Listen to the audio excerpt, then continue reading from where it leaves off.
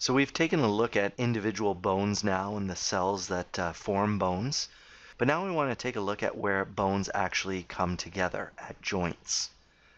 And so we need to define a joint, and ultimately a joint is where two bones connect. And so here's a skeleton where we have a lot of labels of various joints, and the names look quite complex and you don't need to memorize them, but the point here is to say a joint ultimately is where two bones connect. And so all of the names of the joints here are actually made up of the two bones that are connecting. For example, on the right-hand side, you can see the radiocarpal joint. And so this is the joint at the wrist where the radius, the bone of the forearm, actually connects with the carpal bones, the bones of the wrist. And so it is the radiocarpal joint because it's connecting these bones together. On the left-hand side, you can see the tibiofemoral joint. It is the term for your knee. It's tibiofemoral because it's connecting the tibia to the femur. And so the name of the joint is actually made up of the two bones that it connects. So there are three types of joints that we ultimately need to be able to describe. The first are immovable joints, which are called sutures, and we find those in the skull. Our skull is made up of multiple bones, as you'll learn in this unit, but those bones, as you know, don't move relative to each other than our jaw. And so we can see here that the analogy of a zipper, something where there's no movement, is a solid, rigid movement between the bones. There's no movement between the bones of the skull. A second, which are slightly movable joints, are intervertebral discs.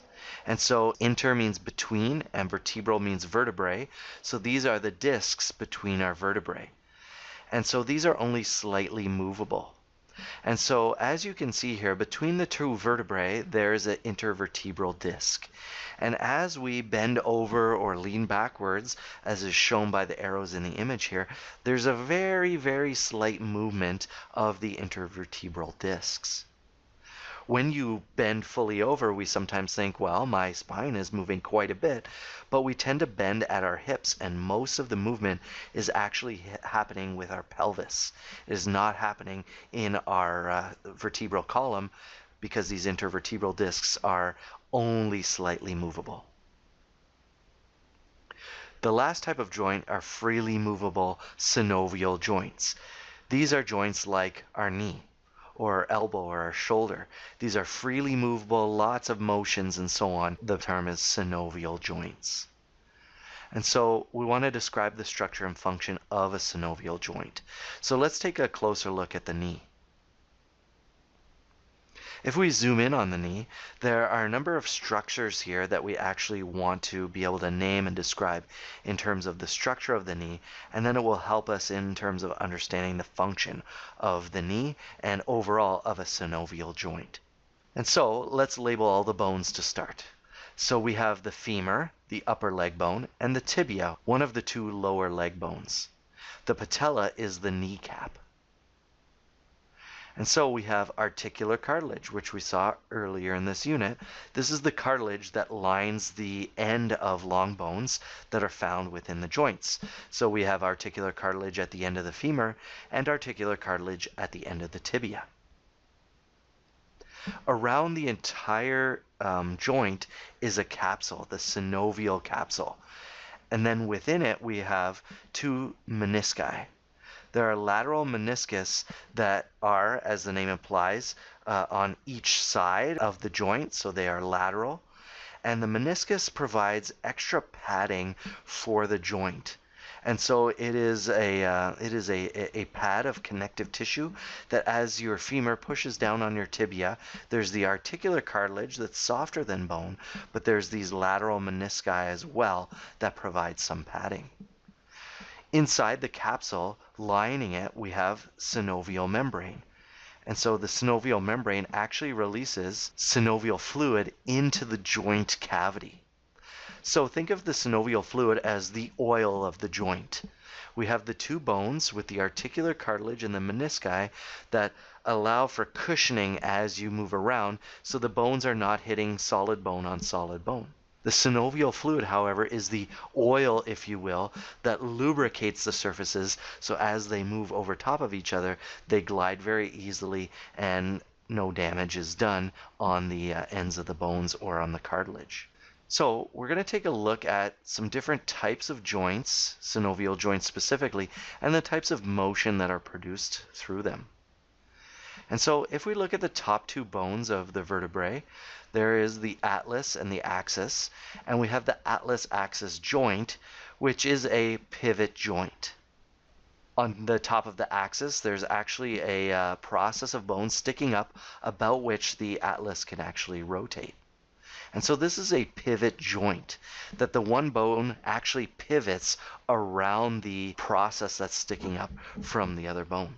If we take a look at the arm, there's a few different types of joints in here. The first is the ball and socket joint.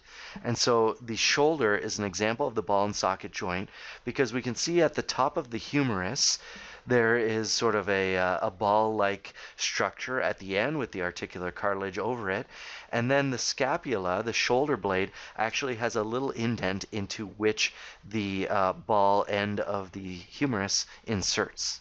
It's important to know about the ball and socket joint, and we'll see in a moment the types of motions that it can produce, but that you can move in every direction. And so you can actually move your shoulder around even right now and know you can move up, down, front and back, or around in circles, and we'll look at that here in just a moment. Now looking at your elbow, it's a type of hinge joint, and it actually moves in only two directions, sort of a forward and back, flexion and extension, and we'll look at those motions in just a moment.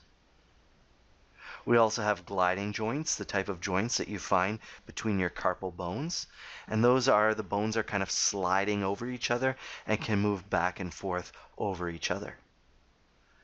Another type of joint that we tend to find in our wrist is a saddle joint. And so this actually can move in two ways. It can move side to side and forward and back.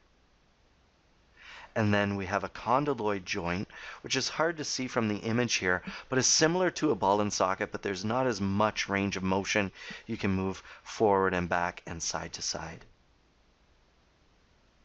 And so let's connect those types of joints to the types of movements that are produced. The types of movements produced by a hinge joint are extension and flexion. And so what we can see here is that the knee is undergoing flexion, where we're reducing the angle of the knee between the calf and the back of the leg. And so extension is actually straightening the leg. We've increased that angle at the knee. Your arm can also undergo flexion and extension.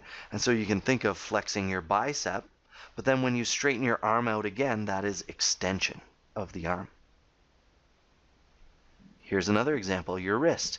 We have flexion of the wrist, extension of the wrist, and then when we go even past the 180 degrees straight as shown in the middle here, we can actually hyperextend your wrist. And so hyper means high, and extension refers to extension, and so we've undergone even higher extension than just going to the straight wrist, as in the middle here. With our foot, we can actually undergo plantar flexion, where we point our toes down, or dorsiflexion, where we point our toes up. With our hands, we can indicate what's referred to as supination and pronation. So how I remember this for supination is, supination has the term up in it. And so if you put your hand out flat with your palm facing up, you are in a supine position. You have supinated your hand. If you put it so your palm is facing down, you've actually undergone pronation. Moving our hand in this way, if we were to continually move it, is actually called rotation, a more overarching term of rotating your hand. Think about turning a doorknob. You've rotated your hand. But then if we're just moving to one position, we can either undergo supination or pronation. With our ankle, we can undergo inversion, where we sort of turn our ankle out, and so our foot sort of faces in towards the midline of our body. And then eversion, where we roll our ankle so the bottom of our foot faces away or laterally from our body. We can adduct or abduct parts of our body as well. And so our hip, we can adduct by moving our leg into our body. And so how I remember this is you're adding your leg to your body. Or abduction, we can actually move our leg out laterally away from our body. And so how I think of that is away. To abduct something is to take it away. And so to move your leg outwards to the side laterally, you're abducting your leg. To move it medially towards the middle of your body, you are adducting it. You're adding it to your body. And then circumduction is what we can do at a ball and socket joint, where it's not just what might look like as being indicated in this image here of just rotating your arm, but is actually moving your shoulder so that your arm moves in a conical motion. And so your shoulder is staying in the same place, but you're actually sort of waving your arm around, not just holding it in the middle, as this image might seem to be indicating.